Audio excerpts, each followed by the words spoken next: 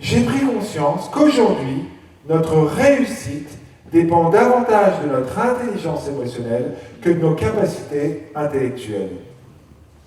Mais qu'est-ce que l'intelligence émotionnelle? C'est notre capacité à prendre conscience de nos propres émotions, à pouvoir percevoir, déchiffrer celles des autres, de manière à créer des relations durables et efficaces. Ils furent donc 350 professionnels à avoir répondu aux 7 associations professionnelles du vignoble et à la CCI Nantes-Saint-Nazaire pour participer à Confluence 2020, le rendez-vous économique du vignoble qui s'est déroulé aux Richardières à Aigrefeuille-sur-Maine. Au programme, verre de l'amitié, conférences et moments conviviaux avec gastronomie locale et muscadet bien entendu. Avis des visiteurs. Alors c'est un événement qui est effectivement en cours de création depuis 2 ans et c'est un vrai aboutissement pour les clubs d'entreprise d'avoir réussi à réunir autant de personnes ce soir. Je crois qu'il y a 350 personnes et on a eu un conférencier de qualité. Donc c'est vraiment une belle soirée. Ce rassemblement de personnes, qu'est-ce que ça peut vous apporter ? Déjà de nous permettre de nous rencontrer, on n'a pas toujours l'occasion, chef d'entreprise, de se rencontrer. Donc rompre l'isolement, ils en ont parlé. Là, ça nous permet de nous voir, d'échanger en dehors du rush du travail. Et on l'a bien compris ce soir que c'était important, la relation humaine, dans le cadre de l'évolution de nos entreprises. Alors c'est très important un rassemblement, ça permet de réunir plein de chefs d'entreprise et comment avancer dans la vie en étant regroupés, c'est de se connaître. Donc se connaître, c'est d'échanger ensemble en tant que partenaire et en tant que confrère, pas en tant que concurrent, et vraiment d'avancer dans le même sens et d'avancer plus haut pour grandir. Tout à fait. Et la conférence de ce soir ? Conférence très intéressant, il y a toujours des choses à apprendre, toujours d'autres choses à communiquer là-dessus et non, on peut en tirer que des bonnes conclusions là-dessus. Une conférence permettant aux participants de s'interroger, de prendre conscience de leurs émotions et celles des autres. Nous avons une arme en nous, une arme extrêmement puissante, l'écoute. L'écoute active. L'écoute active est beaucoup plus fine que la reformulation. Elle ne se contente pas de dire autrement ce qu'une personne vient d'exprimer. Elle va plus loin. Elle décode la dimension affective non verbalisée.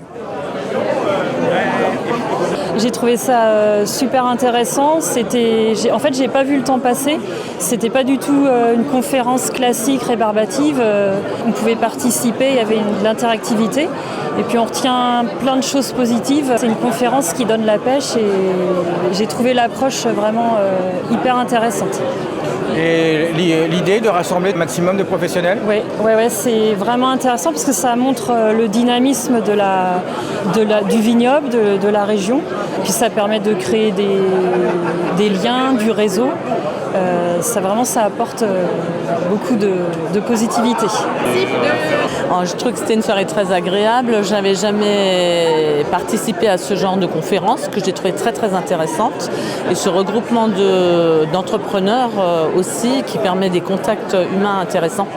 Comme la conférence le disait, il y a plein de choses, plein de contacts, travailler ensemble, se regrouper effectivement pour les affaires, mais aussi pour tout ce qui est relationnel et humain. Une conférence interactive apportant beaucoup de conseils. 3 grands principes que je vous invite à avoir dans vos fonctions de dirigeant et de manager pour être toujours en écoute active. Premièrement, face à votre interlocuteur, quel qu'il soit, exclure toutes vos idées préconçues. Deuxièmement, toujours face à ce même interlocuteur, le laisser s'exprimer mais sans l'interrompre. Faites le test autour de vous. Vous allez être surpris, c'est extrêmement rare. Troisièmement, donnez à votre interlocuteur de nombreux signes manifestes d'intérêt, qui sont à la fois verbaux évidemment, mais également non verbaux. C'est ce que j'appelle pratiquer une écoute bienveillante. Et côté organisation ? Écoute, sincèrement, on a pris un vrai plaisir à faire ça ensemble en fait. On a été plusieurs dans 7 clubs différents, à 2-3 par club, à se réunir depuis le mois de juin, peut-être une dizaine, quinzaine de fois, à imaginer ça, à sélectionner l'intervenant, après en avoir vu plusieurs, à avoir conçu un peu tout ça. Et franchement, ce que j'en retiens, mais c'est qu'on a pris un vrai plaisir à bosser ensemble, quoi. Et là, tout ce qui en ressort, les retours, une soirée qui s'est plutôt bien passée, finalement on est tous contents et on est hâte d'être à Confluence 2021 pour refaire une chose et puis d'associer encore plus de clubs du vignoble, quoi. Et on trouve l'expérience de partager les choses a été vraiment très sympa, quoi. Vraiment, vraiment.